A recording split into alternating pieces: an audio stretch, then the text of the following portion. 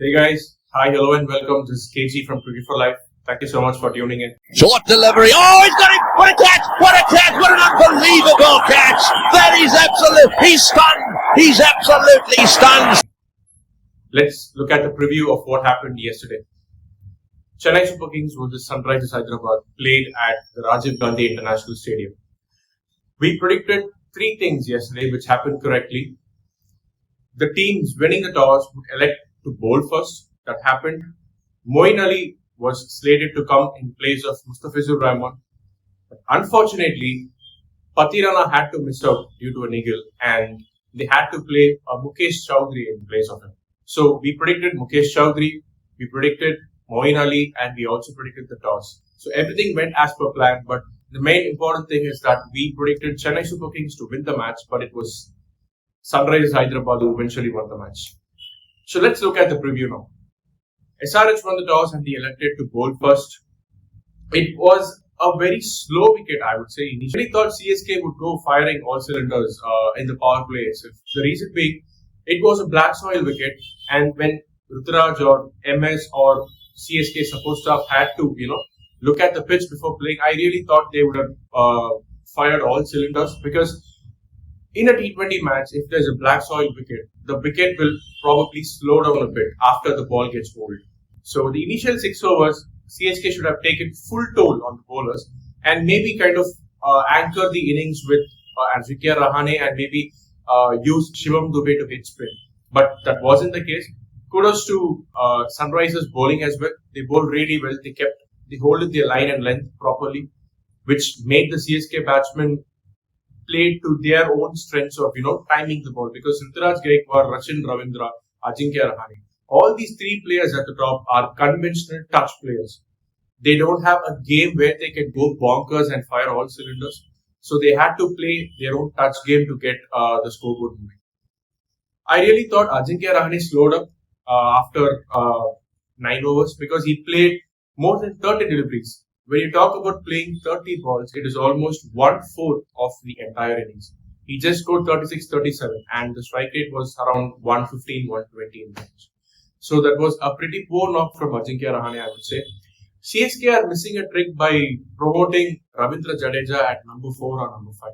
Because Jadeja is a kind of a batsman who takes his time. He at least has to play 20 or 15 balls, to get into the groove and smash the bowlers. And the opposition also comes with a clear-cut plan when they are bowling to Ravindra Jadeja.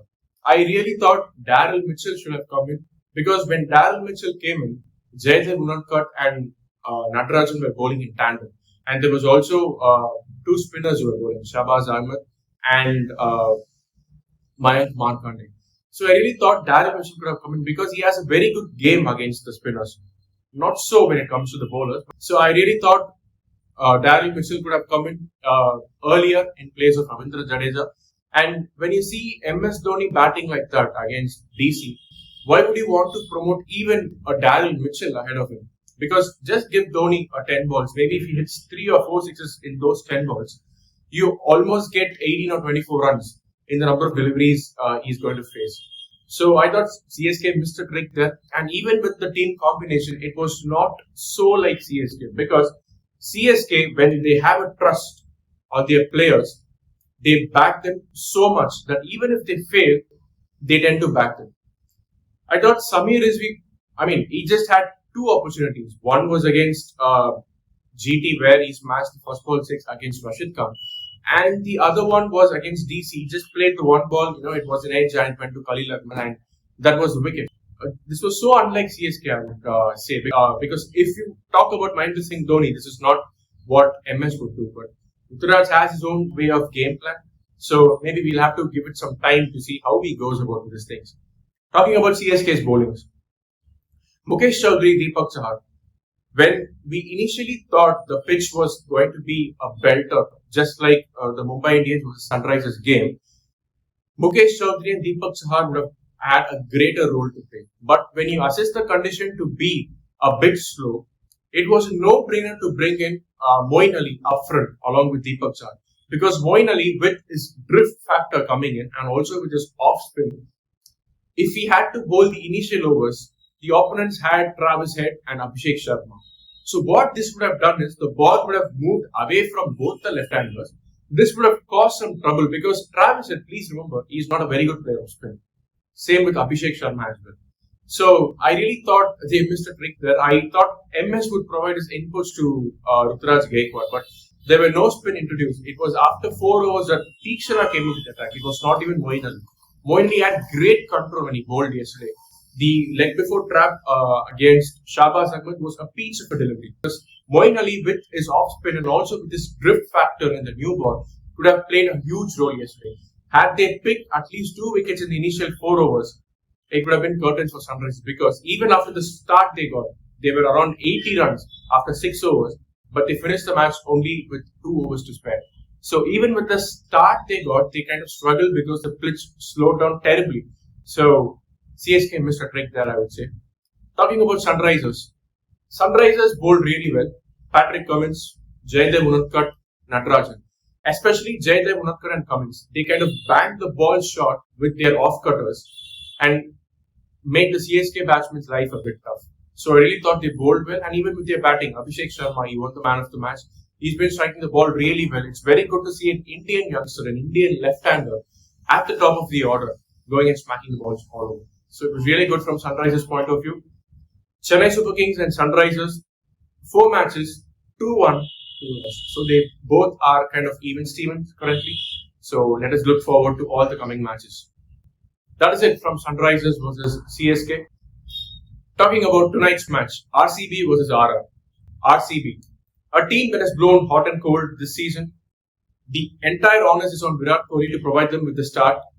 The foreigners like Glenn Maxwell, Faf du Plessis, Cameron Green have to come to the party to ensure RCB win today's match.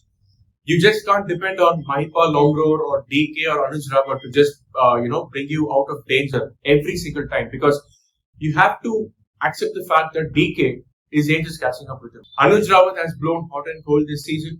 Mahipal Longroor has been striking really well. So maybe RCB should try to give him a good game time. Will Jack should come in place of Reece Topley, because I've been saying this for almost all the games. Reece Topley, Alzarri Joseph, they are not your designated death bowlers. Instead, try Akashdeep. He's got the confidence of playing against England. Reece Topley and Alzarri Joseph should be dropped, and Will Jack should be placed into the playing 11.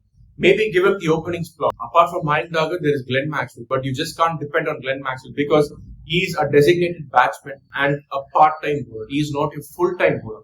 So maybe bring in Will Jacks and just kind of get 2 or 3 overs from him. That is what I would do if I was there in RCB's camp.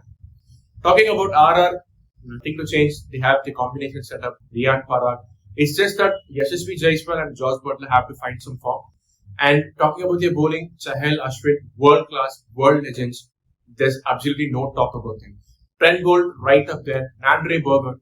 So RR should be on their way to win their 4th match. Talking about the match predictions, RCB coming from 2 losses on a drought, whereas RR winning 3 matches on a drought. RCB will get their combination right tonight and they'll kind of come back with a Josh show. I'm going to slightly tilt over towards Rajasthan Royals, 50.5 and 49.5 to RCB. So talking about the matchups today, Trent Bolt versus the top 3 of RCB. Trent Bolt, he can move the ball away from right-hander. Trent Bolt is really going to be a huge threat for the RCB's top 3. And talking about the spinners, Glenn Maxwell versus Yuzvendra Chahal or Ravichandran Ashwin. It is a very good battle that I'm looking forward to. So let's see as to what happens tonight. Please like, share and subscribe, and please add your comments in the comment section and let me know what you think about tonight's match. Thank you so much. Cheers guys.